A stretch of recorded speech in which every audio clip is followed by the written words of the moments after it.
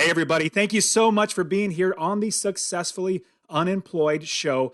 My name is Dustin Heiner, and I'm here to help you learn how to quit that JOB, that just over broke job, that 9 to 5 just over broke job with any means possible, being an investor, being a side hustle expert, starting businesses, or whatever it might be. And today I have a fantastic guest who's going to show us how she became successfully unemployed. So Amanda Walker, thank you so much for being here on the Successfully Unemployed show.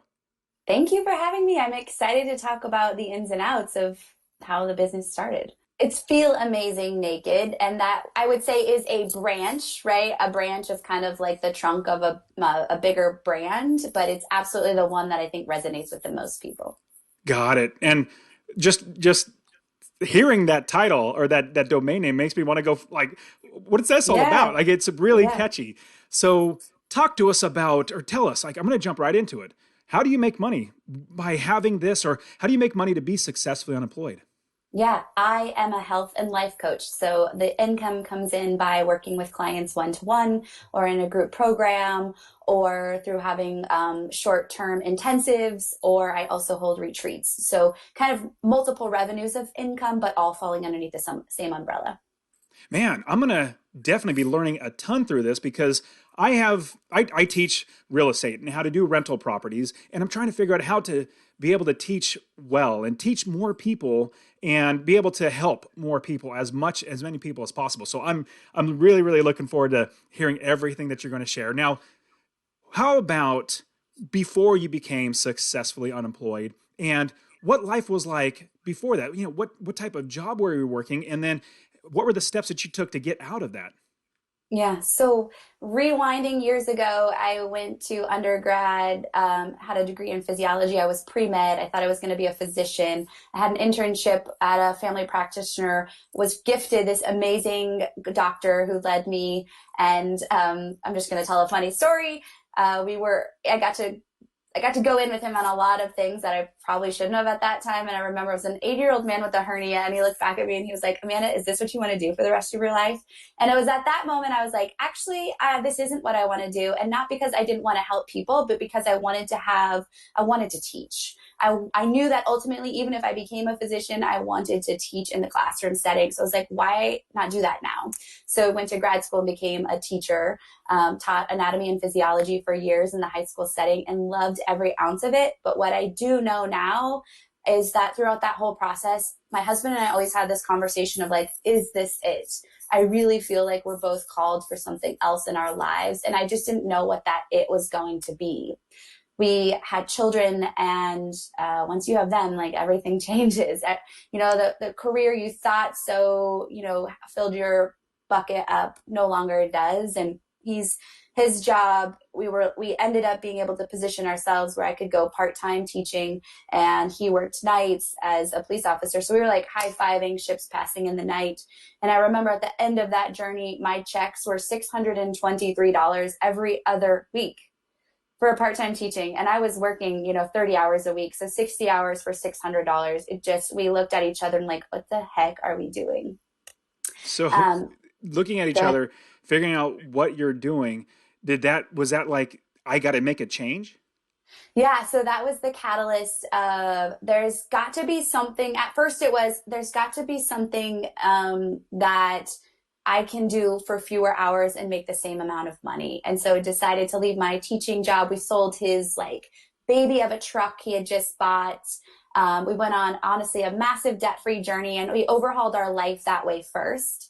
And then I still was not feeling like intrinsically fired up. There was still a part of me that was like, I can't be just a stay-at-home mom, and not, that like the women that can do that. I have so much love for them because I've worked full-time out of the house with kids, worked part-time, and now I work full-time in the home with kids, and all of them have their own struggles.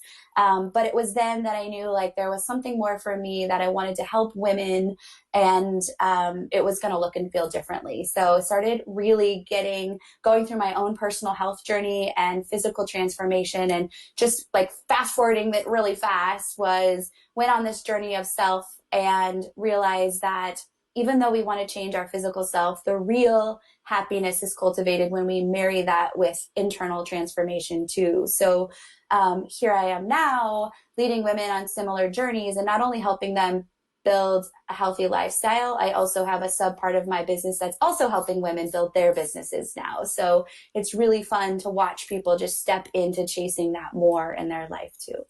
So why do you think that gentleman, or it was the doctor, why did he turn around and look at you and say, "Is this what you want to do for the rest of your life?" I never realized that moment was so pivotal for me until years later. But I think what he saw in me was like he wished somebody, like it wasn't, um, he saw this fire in me to serve that he realized I wasn't going to be able to give to that profession the way that profession was moving. And we had many conversations after that. And if I could find him now, his practice is closed. I have no idea where he's at, but he's retired since then. That's how at least I chose to read it, was he saw something in me that I didn't quite know in myself. And now I'm like, oh, thanks to him so much, because I'm standing where I'm standing because of that conversation. And I love the idea that questions can really help us change a trajectory. I know, well, for one thing, with the Successfully Unemployed podcast that I have right now that you're on, I had a friend of mine, and I have a number of businesses, and one of my businesses was doing really well. And I started talking about doing so many other things. And the question that she asked me that got me starting this podcast, which I absolutely love, the Successfully Unemployed podcast, she said, "Are you bored with these other businesses? Is that why you want?" I'm like, oh my goodness. Yeah, that's what it is. Like, I'm bored. And so having those questions that can come out that can help you change a trajectory is just terrific. Now, when you started to go in the direction of, well, you stopped doing that, then you started teaching, making $600 every 2 weeks. And then now what you're doing in having an online presence. Now, it seems like in doing all that, I mean, you're helping so many more people. And let's say that somebody has, now they're not in like the health and wellness space. Maybe they want to teach somebody how to have chickens in their backyard or something like that. They want to teach something. Like the content that I normally teach is with Master Passive Income, which is my number one site. This is where I teach about rental properties, like how to buy rental properties, how to do it successfully and build a business and quit your job. So there's so many different types of content. How do we know what we should teach about? How do we know what we should dive into? I mean, is it something we're passionate about? Is it something that we know? Or what are your thoughts and what should we go after? Yeah, I think it doesn't matter if you're teaching, how to have, chickens in your backyard or knit or help people transform. Obviously, there's degrees, but I think one of the main pieces to this puzzle that brings success is listening to the people you're going to serve, because the most frequently asked questions you get are the content that people need. So I think oftentimes as entrepreneurs or solopreneurs, however that looks to the people listening, is we want to be the expert all the time. And I think we can learn a lot more from listening, which was not something I did in the beginning. I wanted to prove my worth through like, look at all the answers I have. And sometimes just being the best listener possible as a coach or as a person putting content into the internet and into the social media world is just listening to what people are asking you, because they make your content for you if you choose to listen. That is a good point. I know, well, the reason why I started Master Passive Income, which is, like I said, where I teach about rental properties and how to build a business, eventually quit your job. And the reason why is because as I was quitting my job, I was saying, hey guys, I'm going to be done in 6 months. And I was telling all my friends and family and coworkers, and I was like, I'm quitting. They're like, number one, how are you doing that? Number two, the second question is, can you teach me? And so I just had so many people asking me, and I realized maybe I should figure out a way to do this on a broad scale. How can I help as many people as possible? That's what led me down the path of online business. So I love that idea, is all these questions coming to you. And even though you might not, well, let me ask you, do you have to be, in your own mind or in other people's mind, do you have to be an expert before you start doing something like this? I think this is the crux of why people stand in their own way when it comes to taking that leap. Because I'm sure people listening, it's funny, right before we got on this call, the first Friday of the month, in my health coaching program and Feel Amazing Naked program, we actually have a First Friday Business Connect. And some of the girls that are in my business program called the Inner Circle kind of mentor some of the girls that are, kind of they're gaining. What happens in this trajectory now in my business is they gain confidence in themselves enough to start taking more risk in their life, right? So it is this nice little transformation that happens. But I believe that culturally we're taught that academics leads experience and passion. And so we have to have the piece of paper, the credential. And so because that's the mindset we are, really brought up to understand, you get the teaching first and then do the thing.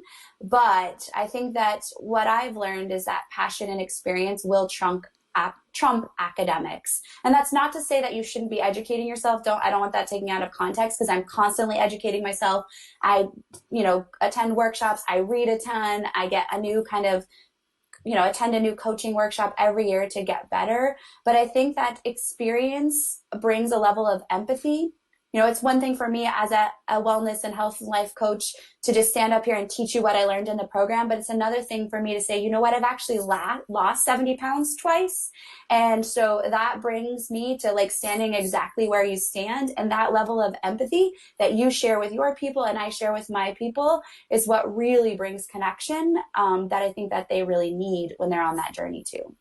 That's fantastic. You said a lot of amazing things, but the one thing that's literally sticking in my brain, you've lost 70 pounds twice. That's awesome. I mean, most people, they even try to get there to get to 70 pounds once, but let alone having to, and not necessarily having to do it, but being able to do it twice. Is there anything that you can, like, what's the trick, or what is it? Is it, well, and I will say those getting... were during pregnancies, right? So, but I gained over 70 pounds with both my kids. And you think I would have learned like one, don't do it again on number two. But the truth is I had a lot of miscarriages and emotional eating. I was very nervous during pregnancy. So I basically sat on my couch eating blizzards. And I had that level of anxiety and emotion that came with pregnancies. I just wasn't like able to take care of myself in the way I should. But I mean, the tips that I share, it's just really the big pieces that magic fixes and quick fixes don't exist, which is something that I constantly chase, trying to get through that.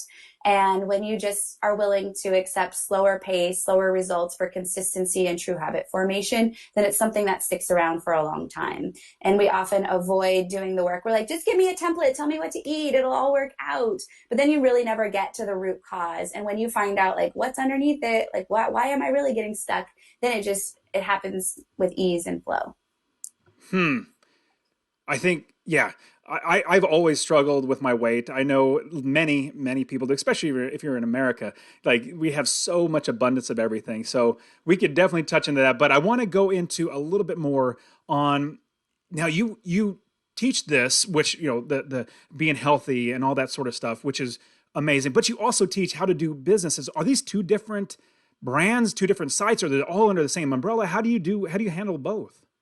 Yeah, it's basically under the same umbrella. To me, the notion of feeling amazing naked is like feeling so good in your skin, both physically and emotionally and mentally, that you're willing to take risks, right? You just follow through on yourself and you do things that you never thought you could. So I think that happens in the physical transformation, but also the business transformation. So really the business part called Inner Circle began because of what, clients were asking. Well, like, can you help me with that next step? And I was like, well, I'm not a business coach, but what I'm really good at is helping women get through their own BS in their mind and take action. And that's what they just want, is the support of like, where do I start? You've been there. Where can I go next?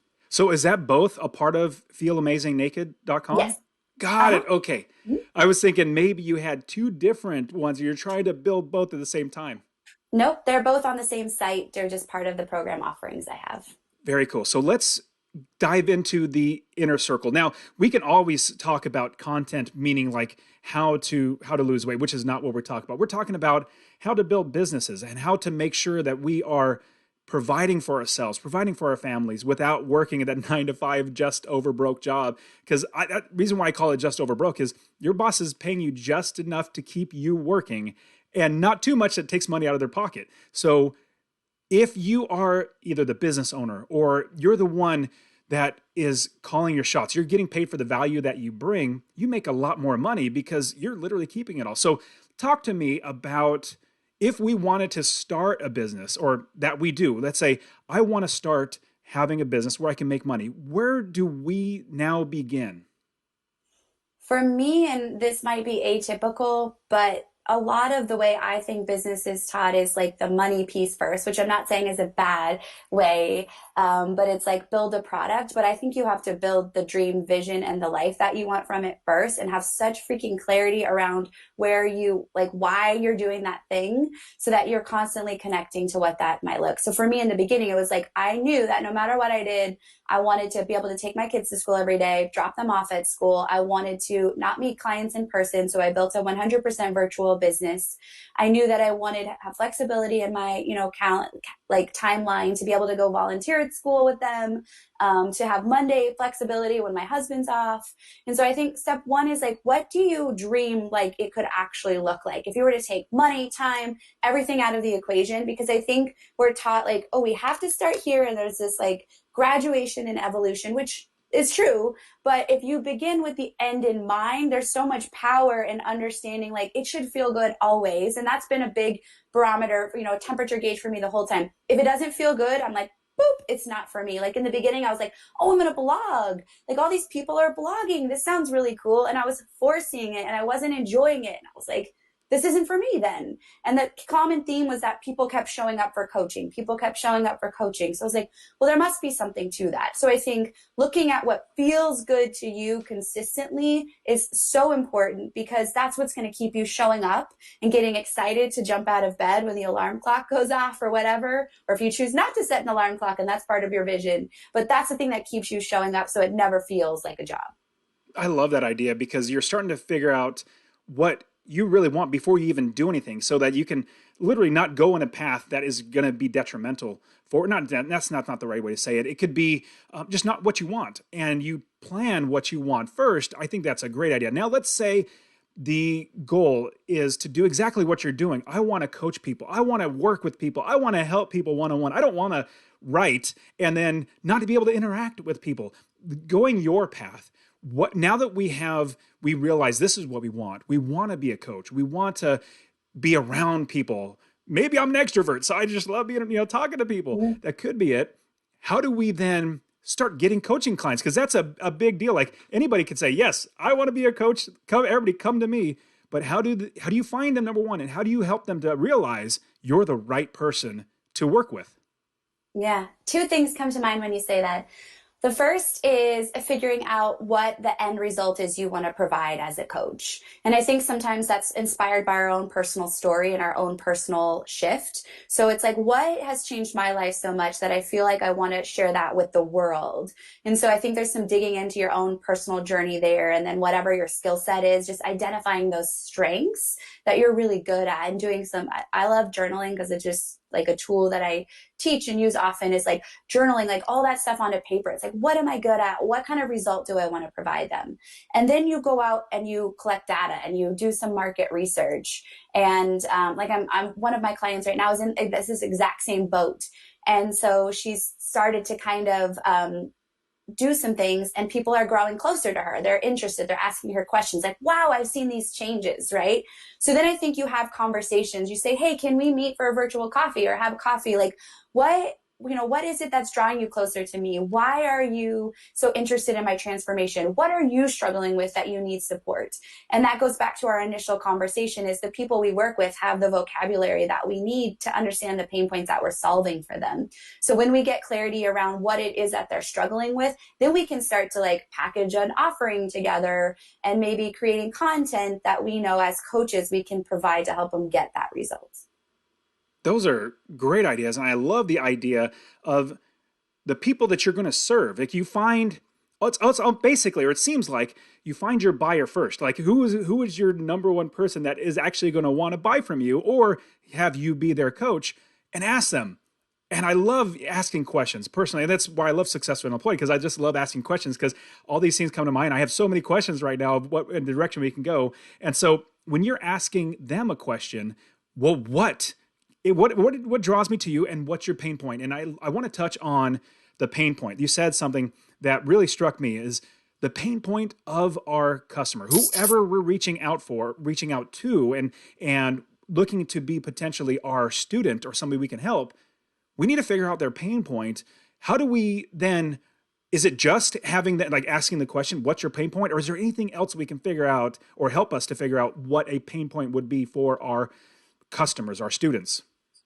I first want to just say, I think this is a critical point that people miss in business is they want to build the ship before they know like what parts are needed to build it. And I've seen plenty of people around me, especially like build a program or build an online course and then put it out into the world and it's crickets because they haven't built something that somebody needs. So they've invested their time, their finances, and now it's like, oh crap, like this didn't work. So I think is like getting those pain points. So to me, a pain point is when you dig deep with someone and ask them, like, what is stopping them from going where they want to in life? For you, that might be, they really want to leave their business. And so this like investment opportunity, continually building a business off this is enough income that, that sets aside. For others, it like myself, it might be motivated by helping, right? And obviously you're helping as well, but that connection with another human is something that they really feel like they can thrive on. And so when we talk about pain points, it's so important to talk in somebody else's language rather than the language that we use because they're disconnected from that. So even when you hop onto a sales page or a person's website, immediately we get a vibe for who that person is. And if they're like saying the things I need in my life because they've used language that appropriately hits those things that I'm physically feeling, right? That's how we attract those ideal clients that want to come closer to us. But at the same time, we repel the clients that are not a best fit for us. I like you did literally the last thing you said was brilliant. I love that. I change it just a little bit. Repelling, it sounds a little negative. I'm not saying you're negative at all, but when I say that to people, or here's what I say. So having my podcast, the Master Passive Income Podcast, where I talk only about rental properties, the people that like it, they're going to continue to listen and they're going to continue to devour everything. And I'd say, I like the way he says it, like what he says, how he says it. The people that hate it, they turn it off and it's repelling them, but it's self-weeding them out. Like, I don't want to waste their time. And it helps them to realize, hey, Dustin's the wrong person for me. I'm going to go away from that. And so if you can talk in that language and then attract the right people that are literally going to say, you know what? I love what Amanda does. She's absolutely fantastic. Everything she's done, everything that she says, it's just like she's speaking to me. It's because you know what they want to hear. You've already done that. So how do we drill even further more into not just building the business, not just like, getting the pieces, but really understanding who we are going to go after? Is there anything else that we could do to help us to understand what is the what our customers really, really want? Yeah, two things. First, I think too, you as a person, you and I both, like before we got to this space, we had to come to the understanding in our own mind, like not everybody's going to love us. And that's okay. And in the beginning, I don't know about you, but me, I wanted everybody to like love everything and engage with every piece of content because I didn't realize that part of this journey is actually that I don't want everybody to love me. I just want the people that I can really provide value to love me. And we can still have friends and things that encourage us from the outside. And they're just like champions of our work because they want us to succeed. But true clients, like not everybody is going to love us, and that's okay. But to your point, as far as digging a little bit deeper, and I forget exactly how you phrased that question. It's basically how do we know that we're literally talking their language? We can ask some questions, but if you're on the online space, not always can you actually talk to somebody and pull them aside and say, but is there any other ways that we can know how we can talk in their language? Well, for me, I require an application. Right. So when somebody wants to work with me, they literally are using their words before I get on the phone with them. So I know exactly what they're struggling with. Right.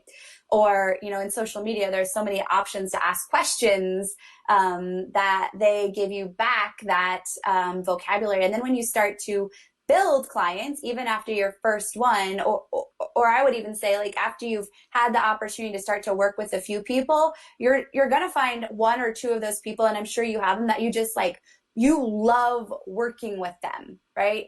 And you're like, well, I want to repeat her. Like I want like a million Michelles or whatever she is. So it's like, why is Michelle different? What was it about her that was different from the other girls? And how can I start to find out why Michelle and I were like jiving so much and what it was about her so that I can use the vocabulary that maybe Michelle gave me over Tina or whoever it was so that I can attract more of those people. So I think there's an evolution too to this. There definitely is. And you got to start somewhere. For me, as I was starting Master Passive Income, I was just the language that I normally would, or what would attract me. Because I was like, well, this is how people are already asking me these questions. So let me just start using that. And you hit the nail on the head. It's grown over time, or it's changed over time, or the evolution of the what I'm sharing or what I'm saying has changed because I learn from the customers. I learn what they want. And I do want to touch on something that you said just a minute ago about how you're going to be people that really literally don't like what you say, what you do, and with the age of the internet, they love bagging on you. So I'll give you a quick example. So I wrote a book called How to Quit Your Job with Rental Properties, and I put it on Amazon. It was like one of the very, very first things that I did, in trying to help people out. And so I wrote the book. I put it out there. I was like, almost like I'm writing to myself, and I put it out there. And so I went back, I go back periodically, and you shouldn't do this, but I look at the comments. I'm like, all the 1 stars, I'm looking at them, and they're like, this guy has no clue what he's talking about, or this is absolutely bad. And I'm like, oh my goodness, like, am I horrible? Do I suck that bad? And then literally last night, it was like 11 p.m. last night, I get an email directly from somebody. And I have so many other things. Like I have the book, I have coaching, I have courses, I have all that stuff. I have the podcast. But he said literally that book, and from all the 1 stars, that this is like, oh, you are who I wrote to. So he wrote to me and said, Dustin, I want to thank you so much for this book, the How to Quit Your Job with Rental Properties. Because from that book, like some people, like Rich Dad Poor Dad is their book. Your book is my book, like Rich Dad Poor Dad. Like that number 1, I was like, wow. But he said, I bought my first property. Then I bought my second. And now I'm on my 7th property just from your book. I was floored. I was like, that's payment enough. I'm so excited. And so I replied back, I'm so, so happy for you and excited for you. And you are exactly who I wrote the book for. And so just like what you said, some people are not going to like it. They're going to hate it. And you're going to get people giving you 1 stars because it's so easy to do that. But you got to look past that and see, like you said, who's the Michelles that are out there? How can I reach those and realize you're going to make people not like you? So getting a thick skin is something. Do you want to touch on having a thick skin? Because I know for me, like I like getting, I guess words of affirmation is something I really appreciate. And when I get negative, I'm like, oh, that hurts. So talk to us a little bit about having a thick skin in this business. Yeah, this is a great one. And I talk about, well, I'm just going to call it validation because really that's what we're talking about. It's so easy in business to put yourself out there. And then we have the expectations that there's going to be so much discussion, right? You craft this beautiful, like super heartfelt social media post and then crickets. Like 2 people like it, right? And in the beginning, I would be lying if I didn't tell you that like sometimes that brought tears to my eyes and it made me want to turn around and quit because I was discouraged. But then it's that one message, right? That one person that you start to realize that's all it takes for you to say, I'm going to keep showing up because there is somebody out there that's going to read that post or read that email and it profoundly impacts. So I think when it comes to having thick skin, it's more about why I love to just reflect and like, why am I putting this out there? Am I putting this piece of content out there because I need the validation? Then that's some crap I need to work on myself, right? Or am I putting this content out there out of service? And when you come from a place of service, then I think it doesn't matter who responds. You just have more trust and faith that the one person that needs it's going to read it. And then I find more is that it's very easy to compare ourselves to people that have like been building businesses for years and have thousands and millions of Instagram followers or something. And I'm just using that as an example. And you look at the engagement and it's there, but it's like, yeah, it's like surface, right? But it's the people that need you the most that show up behind the scenes, the people that show up and chat with you on, direct messages, who don't want the world to know they're struggling, or who send you the private email to let you know. And those are the people I'm here for that I know are going to come. It takes a little longer to build that trust factor because they really want to share with me. They want to share some deep stuff they're working through. But I think that's the part of like, why are you showing up to share the content you are?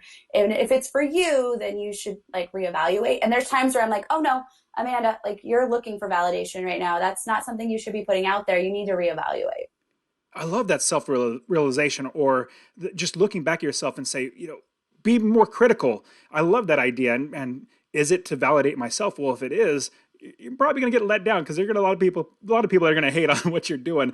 Okay, so I want to get back to the thought of coaching or helping other people in whatever it might be. Let's go with like the fitness or being healthy, that space, because you absolutely know that. How do you reach that person? Now, not all content, like real estate, there might be somebody that wants real estate, but they're going to search out for it. But there might be somebody that wants to get healthy, but they're like, you know what? I know coaches will not help me, or this program will not help me. I'm fed up with, not that they've tried it, it's just that they already have that negative mindset in them. How do you reach them? How do you help them to realize this is what you need? And then at the same time, showing them you will get a transformation if you work with us. Like, talk to us about that one customer or the many customers out there that literally just are completely against it. Two things come to mind when you say that. I think storytelling is really important. And if they have that mindset that, they'll never find success, that's definitely a root cause. That's a story they're telling themselves, really. But I think as one of my mentors, actually Lisa Peterson, who connected us, she once shared this really great idea with me that was like in her years of business, and she's been building a business for years beyond by my experience. But she said, what I really realize is business all comes down to storytelling. And the reason is people connect to stories. If you think back in your own experiences, so much of the feelings you felt in great moments of your life are because of story. And so I think that as a content creator or as a person trying to attract clients, we have to tell stories that clients can relate to. And the right ones will hear those stories, and they'll be intrigued to continue the journey of listening to your stories. And I think then it's creating some way for them to come closer to you, to get them to know, like, and trust you a little bit more, and to know that you're really you're true and you're authentic to what you're offering. So that might be a free workshop, that could be a free opt-in that you offer, that might be a series, a challenge, that might be a series of, I don't. It depends on obviously what you're in. But then when they come closer to you, and then you let other clients you've worked with tell their stories of success, to know like you're legit, like these women have gone through this journey too, and they are now on the other side. So I think it's just building that trust and really planting seeds for them to go, okay, there is possibility. And ultimately at the end of the day, the reason we don't get results in investing or in losing weight is because we don't go all in. And so I think as a coach, then it's our responsibility to be a truth teller in this situation and call them out when they need to hear things and really understand why they're not getting results up to this point. So we got storytelling. Actually, they're both storytelling. I'm so sorry. No, you're absolutely. No, it was awesome because it's your story, but then also your coaching clients, the people that are already working with you, their story sharing. It's really all about story sharing. So we can absolutely go into how to share and tell stories well, but I don't want to get there because that's like a whole nother ball of wax. But what I want to talk about is now, once you have your idea, you know where you want to go, you know who you're talking to, and you start getting a couple coaching clients, and you want to do it like you said. I want to work remotely. I want to, I don't want to be so dependent on my hour. I want to be remotely and all that sort of stuff. Now you have a number of different branches or ways that you make money with your business, which is great. Talk to us about each one, like the online community, the coaching, the one-on-ones, or the group. Talk to us a little bit about each one of those so we can try to implement that into our business. Yeah. So ultimately, when you're a coach, or I feel like you might have this same situation, when we're our own personal brand, you're the limiting factor, right? So you only have the capacity to coach so many people. So when you're first starting out, typically the easiest way is one-to-one, right? You get more experience. You can just have private conversations, you gain confidence, you gain experience, you gain clarity surrounding what feels good and what doesn't feel good, your strengths and weaknesses. And so I always just think a great place to start is one-to-one coaching. And then from there, obviously, if you keep doing, and building that pipeline, you're going to reach a capacity where you just don't have the space in your calendar to both serve and build, right? Because you can't always be working in, you got to work on, and you got to have that white space to do both. So then I think the way to scale it is a group opportunity, right? So now I can coach one to many, and I can lead the women on a similar journey. And not only are they gaining insight from me, because I coach, in the group live, but they also hear each other and they get to support each other. And like for me, I embed accountability partnerships into it too. So they also get to talk with somebody going through the journey. So I think it's just seeing what feels good to you and starting and gaining confidence, getting clarity on how you can scale it. And then maybe eventually, and the price point obviously would be tiered out, and that one-to-one is like your highest level offering. A group might be slightly under that. And then beneath that might be a passive opportunity then to take some of those core common teachings and build them into the lowest price point for somebody who wants to like just get a taste of what your coaching is, or maybe who doesn't want to invest in themselves at a higher level. So that's kind of how I see the possibility to build and scale. So the one-to-one, that is a lot of time. That's a lot of time. And so when somebody's paying for you one-to-one, they're paying for your time is really what it comes down to. And how you also got all the other people that want to pay for your time. So they definitely need to pay a premium for that. And then the group coaching, I think that's fantastic because you're reaching you're able to help so many more people at one time. And I love the accountability factor, which I definitely want to touch on. But the last thing is creating something that they can always go to. Now, would that be like a course that they get into, and they get into that course that you've already taught it once, and then they can look at it over and over again? Is that what you're saying? Mm-hmm. Yeah, so it could be like an intensive, which is just like a 2-hour block of coaching where I'm working on a specific skill set, or it could be maybe a few core principles that are just an online recorded version that they can access over and over. So I think it just depends on what works good for you. But I think the opportunity then is always a potential, if they're a great fit, to level up, right? So the intensive, you said that a couple times. Talk to us about what that intensive means. Like, what does that mean? Because I can't picture what that actually entails. I maybe it's just my vocabulary or some of my mentors' vocabulary too. So intensive to me is a short term coaching experience where we focus on one particular skill set. So I offer a few, like I have like a signature program, part of my program that I teach called a grounding day. So I'll work with women in a 2-hour block to help them create their grounding day process. Or if somebody's interested in coaching, but they don't want a long-term commitment, I'll do a 1-month intensive, which means we work together for that 1 month and then evaluate what it might look like after then. Got it. Now, are those recorded, or you do those like No, once a that's month? live. Oh, it's live. Yeah, those Got are it. live. Yep. Mm-hmm. Very, very cool. Okay. I do want to touch on the accountability factor because we're all online. Number one, how do you do the accountability? Like, how do they sign up for it? How do you make sure that they're actually holding each other accountable? That, if there's 2 people or more, like, how do you make sure one is engaged when they're probably not? Like, how do you go about the accountability? Yeah, so when a woman joins my program, they complete an intake survey. And one of the questions I ask is, would you like an accountability partner on this journey to support you? So if they check mark the box, yes, then obviously I will find 2 people that I feel like are a great fit. And for me, a great fit is actually opposites. I like to try to partner people that, maybe one person has it really together in the health space. They're working out consistently, let's say, but their food is struggling. And then this person has a mindset a great mindset that they've really nurtured. And so if I can pair, opposing strengths and weaknesses, I find that they lace together nicely. And so then I set the platform, I introduce them as accountability partners. I kind of have expectations that I share with them via email, and then I allow them to engage from there, and I keep myself completely out of it. And what I see is that some of those turn into nurtured relationships that exceed beyond the capacity of my program. And sometimes it fizzles. But I also am not in the business of like hand-holding entirely, because I do think that the reason people don't have results is because they actually like don't go all in and invest in themselves and actually say like, this time I'm actually going to like commit myself. So, I think there's a level of just also carrying that through and being honest with yourself about how you're showing up for your accountability partner. But there's definite amazing things that have come out from it.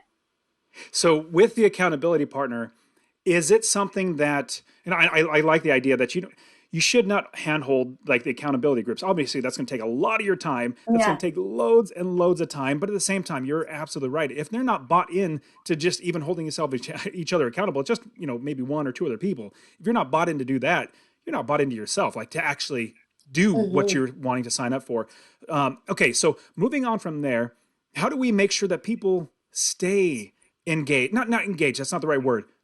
Continue to pay you money to continue like month after month, year after year to stay with you once they either get the result that they want or they're not getting the result. Like how do we make sure that they stay with you? Yeah, I mean, this is a really big question that it's like really hard for me to answer in a lot of ways because some of it's just a mindset piece as the coach of I can't be I do think that money here is really important to discuss because I always use like the Louis Vuitton handbag versus the Walmart handbag. So if you're investing in a Walmart handbag that costs $10, you're going to treat it differently than the handbag you purchased for $1,000. And so I look at investing in myself the same way. Personally, I invest a lot of money in my own education and surrounding myself with other entrepreneurs and mastermind like groups every single year so that I'm constantly upping my game. And so I am very clear, like if I spend $500 versus $20,000 on that, it's going to look a lot different. And so I think there's that level of when you invest a little bit more, you actually get better results in and of themselves because you show up more. So I think this is a crucial part of the discussion. And then also positioning your programs, because in the beginning, I didn't know what the heck I was really doing, and nobody helped me with the offering piece and the money piece. So I was missing invoices. I was charging too little. I was not requiring anything more than a month at a time commitment. So people would be like, "Oh, I'm not going to go for the next couple months. I'll see you in, after Christmas once I threw everything in the drain." And so I think there's an element too of just being smart about your own financial security and requiring, a longer term investment from the people that you work with. That works well for me. That doesn't work well for everyone, but for me, I know that real change isn't cultivated in 90 days anyways. So I want to help somebody really make change. So 6 months to a year is really a sweet spot for me. And that also, they signed a contract and agreed to those things. So I think that's also an important part of the business discussion is just making sure you've put these little pieces in order to help both of you make the exchange more mutualistic. Yeah, I agree with that. And you think of handbags, and obviously, being a guy, I don't, but I could absolutely see the guitar. For everybody watching the YouTube, you see the guitar right behind me. So this was even when I was in college, like getting out of college. I didn't have much money, and I wanted to learn how to play the guitar. And I was talking to my friend who is he's a phenomenal guitarist. I said, I want to learn how to play guitar. I'm going to go buy one. He says, don't go buy the $100 guitar at Walmart or something. Don't do Yeah, that because it'll stay under your bed. You'll try it for a little while. It's not going to play well. It's not going to sound good. It's going to hurt your fingers because it's not a well-made guitar. Go buy an expensive guitar. So this one was like $1,500 that I bought it for. And every single time I saw it, like I better play that thing because I spent a lot exactly. of money on it. So that same mentality when we get into literally anything, if we put our money towards it, well, that's another shift in our brain to say we better do what we're going after. And so on top of that, though, you are the expert. You're giving your time. If you're the coach, you're further along than somebody else, and so you literally need to be compensated for your time. Now, if you are a big philanthropist and you just say, "I'm just going to help everybody," honestly, my opinion, you're going to get worn out. You need to have. Here is where. How do we? Because I have my own opinion. I want to know what your opinion is. So, Mhm. how do we know when it's time to not necessarily scale back, but you have so many coaching students and even the group coach, like do you need to raise your prices? Do you just stop having people come in? Like, how do we know once we start, man, we're getting overwhelmed? What do we do after we get overwhelmed? Yeah. Well, I'm going to the philanthropy part as well. I mean, that's why we produce a podcast, right? Is that's our service to reach more people than those paid people too. And I don't know about you, I'm guessing based on your energy too, you give out a lot of free content to support people and you have engaging conversations all of the time. And then there just becomes that requirement, like to level up, there has to be an investment. And I think that like other things we talked about, there's an evolution here to paying. I think, like even in the conversations, if you're getting everybody saying yes, you're not charging enough because you need some no's. Like there needs to be, people have to consider the investment for it to be worthwhile for them too. So if it's an immediate, like, oh, no brainer, like those might be for like your lower course offerings. You might position those. Someone's like, oh, no brainer. But when it comes to working with you, they're not just paying for your time. They're paying for all of the education and all of the investment you're doing. Because the things I'm learning from my masterminding and my courses I'm taking, I'm immediately passing down that information to my students, and they didn't have to pay for it, right? But they did have to pay for me, and it's my obligation to continue, and what I feel it is to continually invest in myself so I can bring that to, that's what sets me apart from maybe others. But I think with price point, it should be slightly uncomfortable. Like when you say that price out loud, that's kind of my motto, is it should feel a little bit uncomfortable at first anyways, and maybe always, because that means it's going to feel good for you when that person says yes, and you're going to show up like really big for them.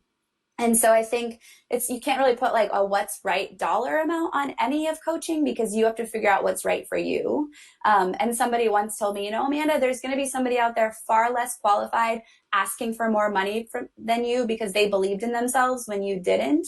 And so I think there's just too that worthiness factor that comes up, that you have to work through as a coach too. In the private coaching industry, there's no like regulation. You can ask, you can charge $10,000 for an hour, or you can charge $10 for an hour. So you have to figure out what works good for you. And there's going to be a constant shift in that pricing. And then you kind of get like, I feel like I'm at a sweet spot for a while and I feel good about it. So I'm hanging here for a while and we'll see what happens next. So from there, it seems like you would just reassess every time you start feeling like, man, I'm getting overwhelmed. What can I do to help with everybody? At the same time, how can I mitigate that feeling overwhelmed? So I do want to touch on the ability to maybe hire a coach, hire somebody else to help you. What are your thoughts about doing that? Because once you get overwhelmed, you can only handle so many students. In my real estate investing, I have so many students that I'm like, oh my goodness, I can't keep everybody straight. There's so many people, and it's literally jumping on a call. I'm like, okay, I remember a little bit, but remind me where you're at, and then we can go. And I don't want to be like that. I want to say, okay, hey, great seeing you again. Everything about what you've done, I already remember. Let's jump into it. So how do we then now shift? Because the pricing point, that's a smart thing to do. Adjust your pricing, adjust how you're functioning, but then bringing on somebody to help you with coaching. What are your thoughts about that? I think this is a personal decision too. I don't want to bring somebody to coach underneath me. And I think there's other ways to grow and scale your business. I want to be doing the coaching because that's what brings me joy. So the way that I think that you can go around it so you don't forget like who you're talking, like where that person is, right, is you hire a team to support all the other areas that you don't enjoy doing or that aren't your zone of genius. So for me, I have a small team of people that like work in their specific unique task and do that task every week for me so that I don't have to do it. And we've built systems in place so that Amanda just hangs out in content creation mode and coaching mode. And then they all do their pieces so that the capacity is there for me to reach more people in the coaching realm. And then when I hit that mark, then I think like when I feel completely full, then my next step will be to increase pricing likely, but also offer, maybe down the road certifications to learn my coaching. If I find that more women are wanting to build and grow businesses just like mine, then I might teach them my tactics under a certification program. From them, they can go reach more people. So for me, that's the vision, instead of hiring a coach doing my work, because I just think then they never really get me, right? They get somebody else. I love that idea. So I want to touch on that, building that systems around you so you can do what you love to do. Like I love working with people one-on-one's fantastic, but I love helping as many people as I can. And so I started to realize the one-on-one just takes so much time. I love it, but it's not something that I really want to that's something I absolutely need to have. But you, on the other hand, you want those one-on-ones, which is great, but you've also built the systems around you. So everybody's need to figure out what they love to do, what they have to do. That in their business, they feel like they have to do it. Now, how do we then, because we would easily figure out what we want to do, what we have to do, and all that sort of stuff, and what we would be fine with outsourcing or hiring. How do we then, once we know X, Y, and Z, we have to get X, Y, and Z done, how do we know then to, now it's time to hire somebody? Because a lot of us, we're bootstrapping this. We're just trying to, make it on our own. So And was I. we're doing, So am I. exactly. We're wearing every single hat because we just don't want to have a lot of money coming out of pocket. But we start making a little bit of money. We're having lots and lots of clients. We're having to raise our prices. We're blessed to have money. How do we then know? And then what are the steps to fill in the things that we should not do on our business and focus on the things that we should? Yeah, I think you hit it. And like I said before, too, the first is just knowing what feels really good that you absolutely don't want to do. So I think a great place to start if you're feeling this way is just like write down a list of all the tasks that you do in your business that feel really good and a list of the tasks that are not feeling good at all. And the way that I started to notice that I needed help was those things that were low on the priority list were started to get forgotten. Like I just didn't have the bandwidth. So it was like, oh my gosh, it's been 2 days and I haven't posted on social media or whatever. But I actually like social media. So I want to be doing that. Who else, like what is, what are the other things that I need to start asking somebody else? And so I made that list. And then from that, I started creating like a standard operating procedures folder. So it was like, if I brought somebody on to do that task, what would be the steps? Like, what's the task? And then what would be the steps that they would need to make in order to accomplish that task? So I had a few of those things. And for me, since I'm in the virtual space, I was like, there's assistants out there virtually. I'd heard of it from my friends that they had VAs that worked from them. So I'm like, I got to find somebody. And so then I kind of went on a hunt, hiring somebody at first. That was like, hey, can you do these things? And we started working together and it wasn't a good fit. She just wasn't meticulous. And so I think that it might take a little, a few tries before you find somebody. But I think it's first getting clarity on what are those steps that they need to take. And over time, you'll be able to, the more you give off, the more money you make.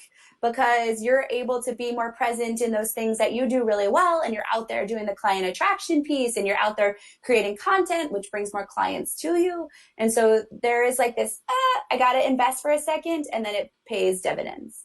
It absolutely does. I'm definitely can 100% attest to that. When you start spending money in your business, I'm very, very frugal. Like I'm extremely frugal. And so thinking of, oh man, editing a podcast, I could just do that. It'll take me an hour. Let me go ahead and do that. But that's an extra hour that I'm not making money in other ways. If I hire it out, pay 50, 75 bucks or something for that hour, I make a lot more money doing other things. So maybe that might be wise to do that. Now, it's really easy for us to say, either I'm the bottleneck and it's not getting done, offload that. That's really easy. We can easily see, or this is falling through the cracks. Easily see, I should give it to somebody else. But what about those things that we really like to do, but we know those are not things we should be doing? How do we watch out for those? I really like doing it, but I know I probably should, but no, I'm going to hold on to it. Talk to us a little bit about that. I think this is a hard one because I think my personal belief is like, if you really love doing it, then keep it around as long as you can, or maybe you can co-share that space with somebody else so you get like the part of it that you love the most. So maybe it's I'm not saying love. It's something that you don't mind doing and you're actually good at it. And it's not something you like love. You love coaching. You should not outsource that because you're the only one that can do that. But like I'll give you an example. Podcast editing. It'll literally take me 30 minutes to edit, maybe less, 15, 20 minutes to edit. I'm really good at it, really easy. And I'm like, I could just do it. But then I'm realizing that is money I could literally spend to somebody else and then save my time. So it's not something you love. If it's something you love that's making money, yes. Clarify. Thank you. Yeah, so I think then I look at the hourly rate of what I could pay somebody to do that task versus what I could make in that hour. And I'm like, oh, I'm on the high side. So I'm absolutely gonna leverage that out to somebody else. Even if I know I am good at it, you could know you're good at everything that you do in your business because clearly you are. You've built the business. But there comes a point where you have to know that it takes money to make money. And I think also I look at it too, my podcast editor, like I get to build a relationship with him and he knows me and he keeps me on track sometimes too. And I get to help his family because I'm giving him money. And so there's also an element of when you step up as an entrepreneur too, you get to start helping more people financially too, because you're bringing them on as part of your team. That's brilliant. I 100% agree with that. I think that's a great, great idea. And the thing about hiring other people is you're also helping other people in their family. I mean, you're able to pass it down. So those are great, great insights. So, there's so much more that I want to ask, but we're wrapping up. I don't want to take up too much more of your time. You have given us so much great insights. Now, I want to jump into the rapid fire round. Are you ready? I hope so.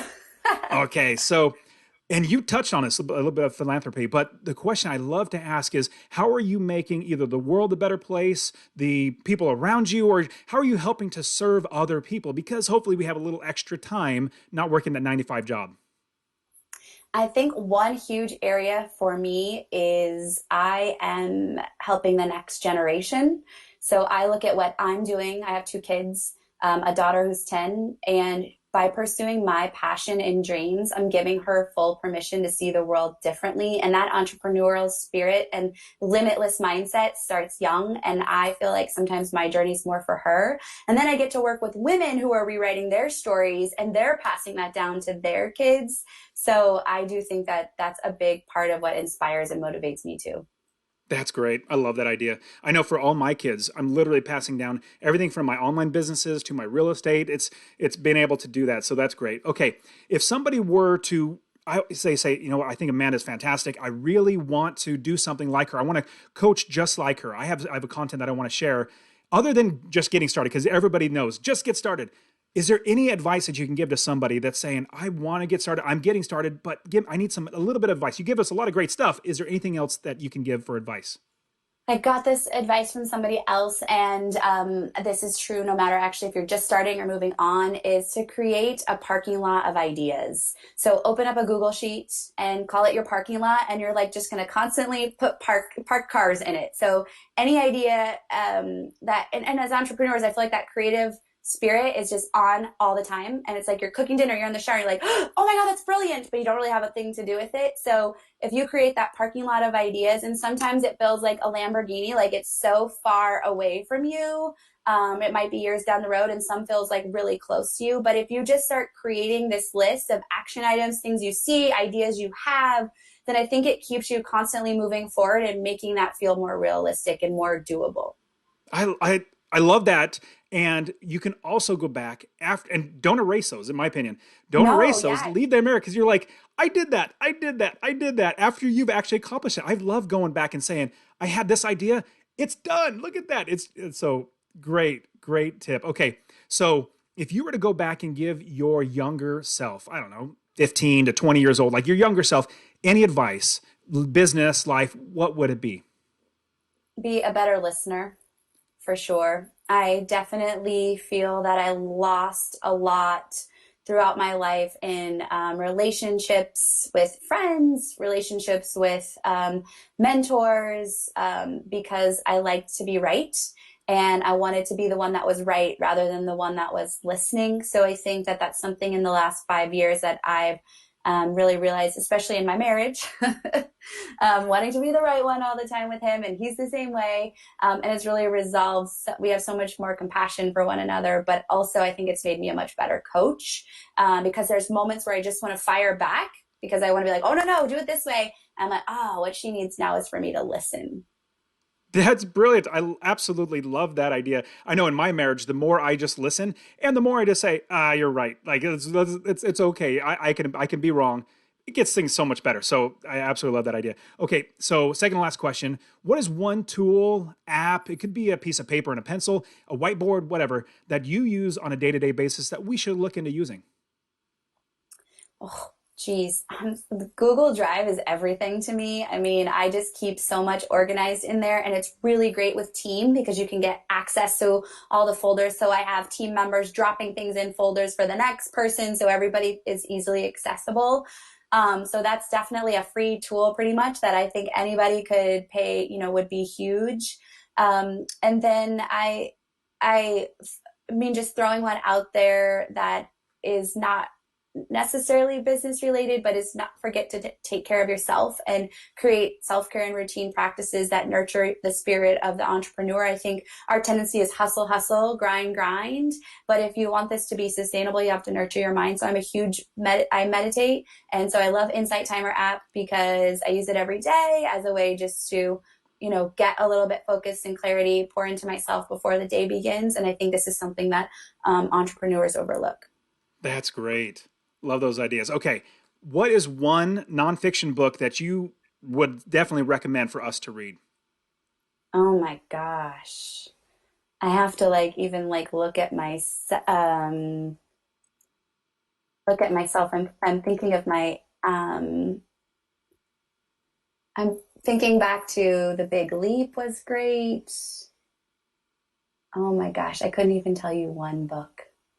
Um Maybe Joey Coleman, Never Lose a Client Again, or Customer Again. I don't know. Those are all books that come to mind. So tell us about both of those, like the leap and then the never lose a client. Okay, A Big Leap is by Gay Hendricks, and it just was like taking risk and overcoming self-imposed limitations and upper limit problems. And I love that conversation. Never Lose a Client Again changed my business in that I really looked at how I spend marketing funds differently and really nurturing the client from day one, and also nurturing referral sources from day one. Because in my industry, I think there's not, the affiliate marketing in the internet space is big, but sometimes it's something you create deeper relationships with people. I don't know, that are not on paper so easy. And so I think if you really just thank them for believing in you in different ways, it pays dividends to your business. So I hope that's what you were looking for. Yes, that's perfect. Amanda, you've been giving us so much great insights. I know people are going to want to reach out to you. How can they find you? How can they contact you? Like how can they find you on the internet? Sure, you can visit feelamazingnaked.com. That's the main site.